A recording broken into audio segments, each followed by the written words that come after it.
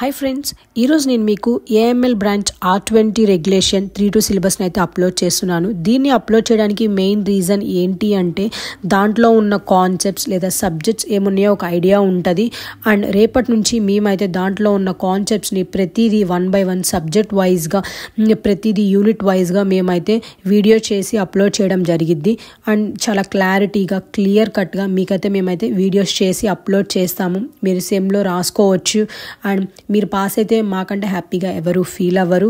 And మేమైతే మాకున్న నాలెడ్జ్ని 100% మీకు అక్కడ పెట్టడానికి అయితే ట్రై చేస్తాము. ఇంకా తెలియని ఇన్ఫర్మేషన్ మేము తెలుసుకొని మీకైతే మేము అక్కడ చెప్పడం జరుగుతుంది చాలా క్లారిటీగా. మీరైతే ఈ వీడియో చూసినాక ఐ హోప్ మీరు ఎగ్జామ్స్ బాగా రాసి మంచి మార్క్స్ తెచ్చుకొని పాస్ అవుతారు అనుకుంటున్నాను. అలా అయితే మాకంటే హ్యాపీగా ఎవ్వరూ ఫీల్ అవ్వరు. సో ఈ వీడియో చేయడానికి మెయిన్ రీజన్ కూడా అదే, అందరూ మంచిగా చదివి పాస్ అవుతారు అని.